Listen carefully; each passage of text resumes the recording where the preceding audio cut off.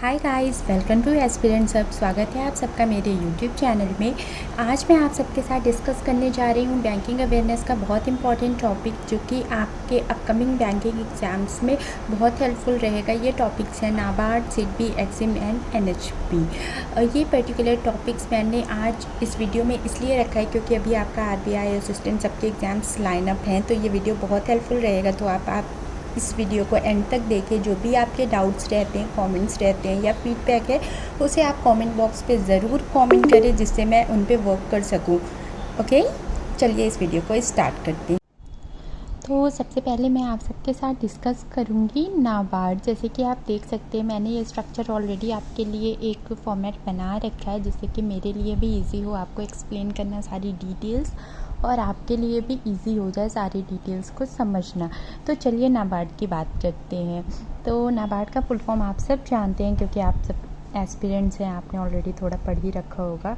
तो national bank for agriculture and rural development. ठीक है, तो ये आपको लर्न करके रखना है। ये आपसे इंटरव्यूअर पूछ सकते हैं कि नाबार्ड का फुल फॉर्म क्या है, तो ये आपको बताना पड़ेगा। आप सबको तो पता है कि आरबीआई है अपेक्स बैंक ऑफ इंडिया। ये मैं अपने प्रीवियस क्लासेस में भी पढ़ा चुकी हूँ आपको। लेकिन apex bank of rural area कौन सा है? ये है नाबार्ड। ये आप सबको लर्न करना है। ये ट्रिकी क्वेश्चन है थोड़ा, आपसे इंटरव्यूअर कभी भी इंटरव्यू में पूछ सकता है, तो आपको इसमें आरबीआई आंसर नहीं करना है, नाबार्ड आंसर करना है।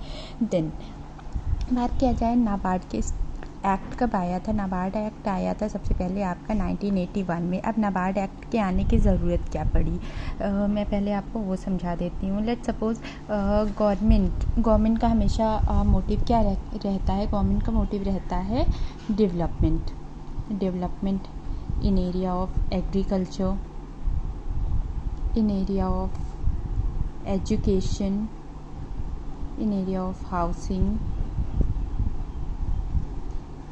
and export business, import etc, MSMEs।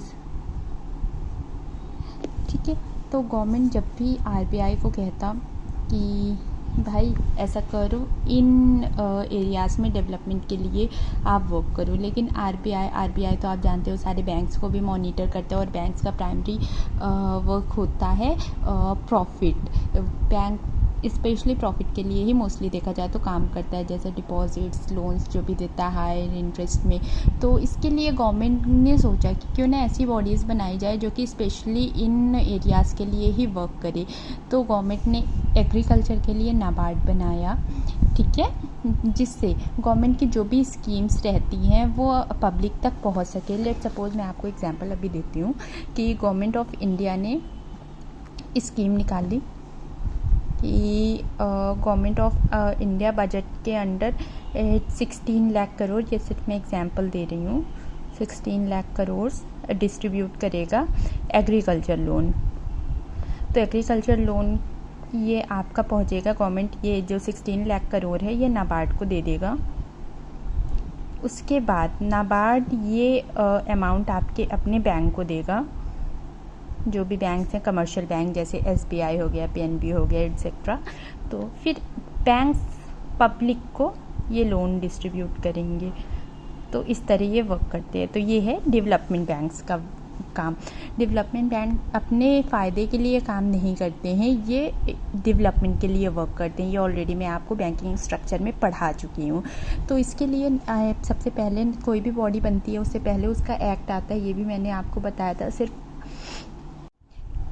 आरआरबीज़ ऐसी बॉडी है, रीजनल रूरल बैंक ऐसी बॉडी है जिसका एक्ट उस आरआरबी बनने के बाद आया था, क्योंकि सबसे पहला आरआरबी बना था 1975 में, और आरआरबी एक्ट आया था 1976 में। तो ये आपको लर्न रखना है, मतलब मेमोराइज़ करना है कि आरआरबी आपका 1975 में आया था, लेकिन आरआरबी एक्ट आपका 1976 में आया था। ये एक्सेप्शन है। बाकी सारे आप एक्ट देखेंगे तो कोई भी बॉडी बनने से पहले उसका एक्ट आ जाता है। तो नाबार्ड जैसे इस्टेब्लिश हुआ 12 जुलाई 1982 में, लेकिन नाबार्ड का एक्ट आया 1981 में, जिसके अंडर ही फिर नाबार्ड को बनाया गया। फिर कोई भी बॉडी बनती है तो ऑब्वियसली एक कमिटी भी बनती है जो कि रिकमेंड करती है कि नहीं ऐसा एक बॉडी होना चाहिए, ऐसा एक डिपार्टमेंट होना चाहिए।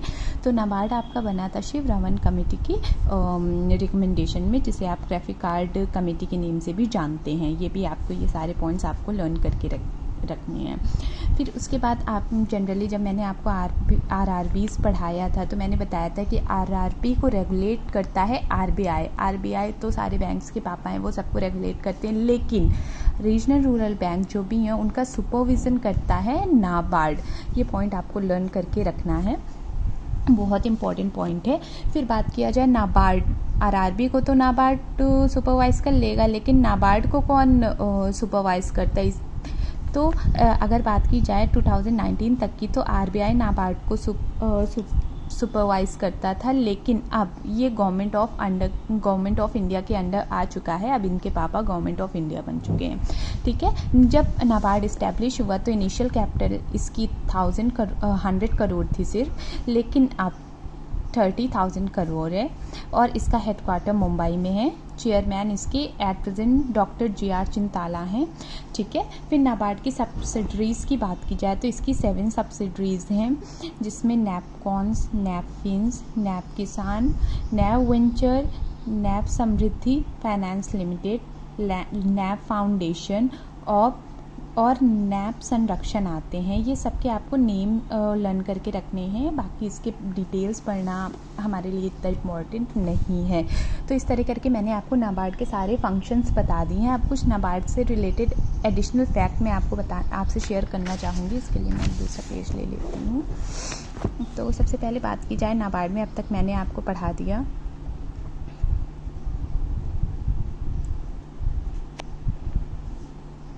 नाबार्ड का इस्टेब्लिशमेंट ईयर 12 जुलाई 1982 में रिकमेंडेशन हुआ था शिव रमन कमेटी या फिर ग्राफिकार्ड कमेटी, इसका फुल फॉर्म। ये इस्टेब्लिश हुआ था मुंबई में। नाबार्ड का एक्ट भी मैंने आपको बता दिया। नाबार्ड के फंक्शंस जो कि बहुत इंपॉर्टेंट हैं बैंकिंग एग्जामिनेशंस को रखते हुए, तो सबसे पहले ये सुपरवाइज करता है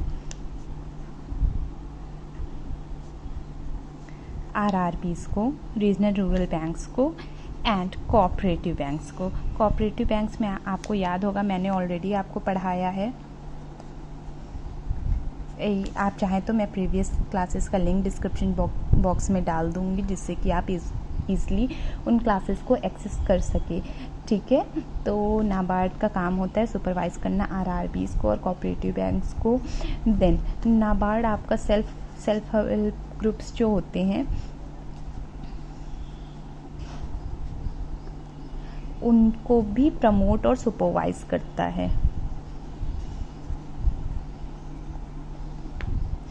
सेल्फ हेल्प ग्रुप आप सबको पता होगा, आजकल आए दिन आप अगर करंट अफेयर्स पढ़ते हो तो गवर्नमेंट भी सेल्फ हेल्प ग्रुप्स के लिए स्कीम्स बनाती हैं। आप चाहेंगे तो सेल्फ हेल्प ग्रुप्स के लिए मैं एक सेपरेट वीडियो डाल दूँगी, जिसमें आप उसकी सारी डिटेल्स पढ़ सकते हैं। प्लस फिर बात की जाए, नाबार्ड का काम होता है रिफाइनेंस करना। ये किन्हें रिफाइनेंस करता है? आरआरबीज़ को एंड कमर्शियल बैंक्स को। शॉर्ट में मेंशन कर दे रही हूँ, आप चाहें तो अपने नोट्स इस वीडियो को देखते हुए खुद से बना सकते हैं, तो ये ज़्यादा इजी रहेगा आपके लिए समझने के लिए। इन फ्यूचर आपको अगर कुछ भी रिवाइज करना है तो आप इस वीडियो को नहीं भी देखना चाहें तो सिंपल आप अपने नोट्स पढ़ के रिवाइज कर सकते हैं। देन नाबार्ड का नेक्स्ट काम होता है रेगुलेट करना।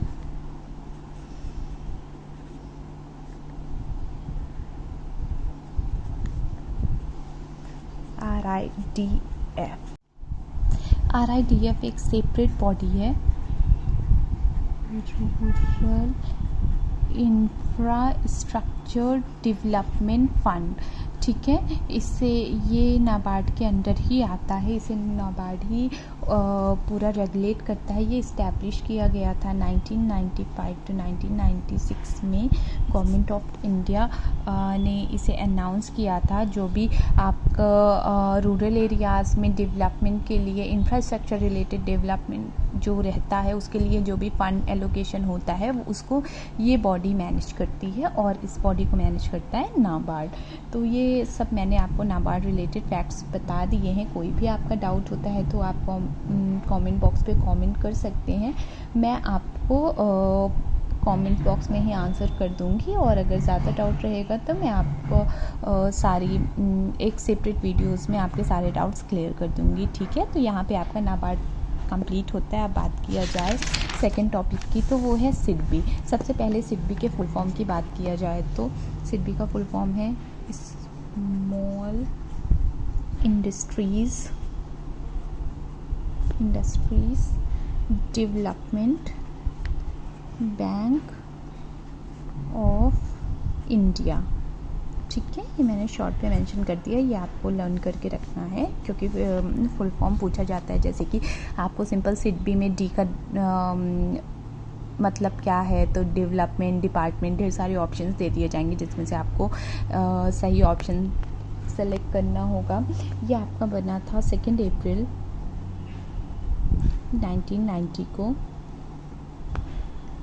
इसका हेड ऑफिस है लखनऊ में, लखनऊ उत्तर प्रदेश यूपी। ठीक है, इसके एमडी हैं, एमडी एंड चेयरमैन की बात किया जाए तो एट प्रेजेंट है एस रमन। और जैसे कि मैंने आपको बताया, कोई भी बॉडी जब बनती है तो उससे पहले उसका एक एक्ट भी आता है। तो सिडबी आपका बना था 2 अप्रैल 1990 को, लेकिन सिडबी एक्ट आपका आया था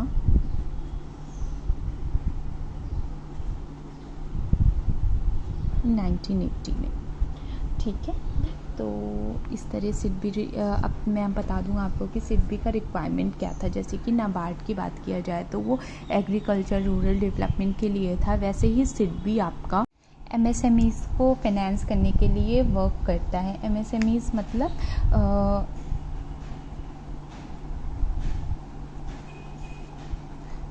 माइक्रो स्मॉल मीडियम इंटरप्राइजेस।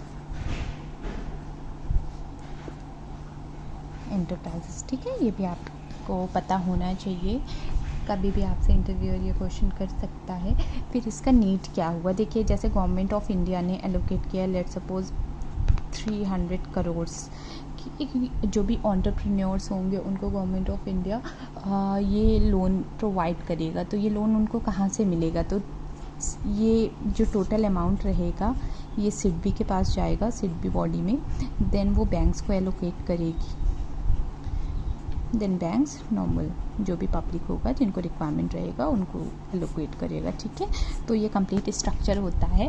अब जैसे कि पहले बात किया जाए तो जनरली हमारी भी फैमिलीज़ में देखा जाए तो लोग गवर्नमेंट जॉब्स को या फिर जॉब्स को ही ज़्यादा प्रायोरिटी देते हैं। लेट्स सपोज मैं ही अपने पापा के पास जाऊं कि पापा मुझे एंटरप्रेन्योर बनना है, ठीक है, एंटरप्रेन्योर बनना है और मुझे चाहिए आपसे 2 लाख रुपीज़ चाहिए, मुझे बिज़नेस स्टार्ट करना है अपना।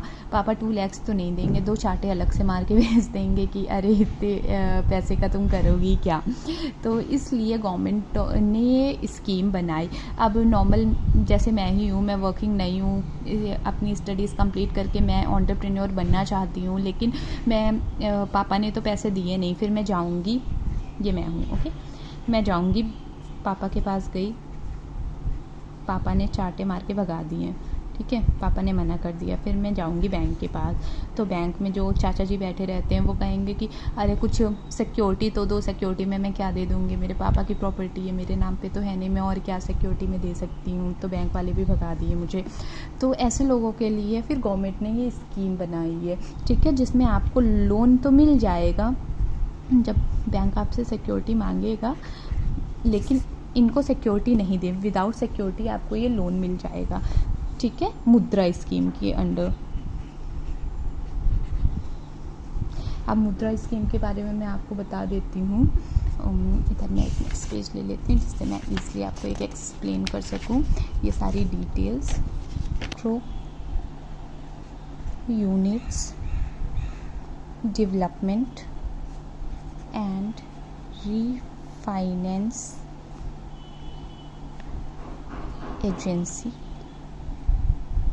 ठीक है। ये हमारे prime minister, honourable prime minister Modi ji ने लॉन्च किया था 8 अप्रैल 2015 में, ठीक है। ये स्पेशली एंटरप्रेन्योर्स के लिए था, जो भी पर्सन अपना बिजनेस स्टार्ट करना चाहते हैं, बिजनेस एक्सपेंड करना चाहते हैं, उनके लिए ये लोन प्रोवाइड किया जाता है। मुद्रा के अंडर 3 कैटेगरीज आती हैं लोन मिलने की, जिसमें फर्स्ट है शिशु, देन किशोर, देन तरुण। शिशु जैसे बच्चा पैदा होता है, छोटा सा होता है, तो अभी मैं बिज़नेस स्टार्ट करना चाहती हूँ, ठीक है। तो स्टार्ट करने के लिए बिज़नेस आपको अप टू 50K मतलब 50,000 बैंक्स दे देंगे इस स्कीम के अंडर, जिसमें आपको कोई भी सिक्योरिटी नहीं देना पड़ेगा।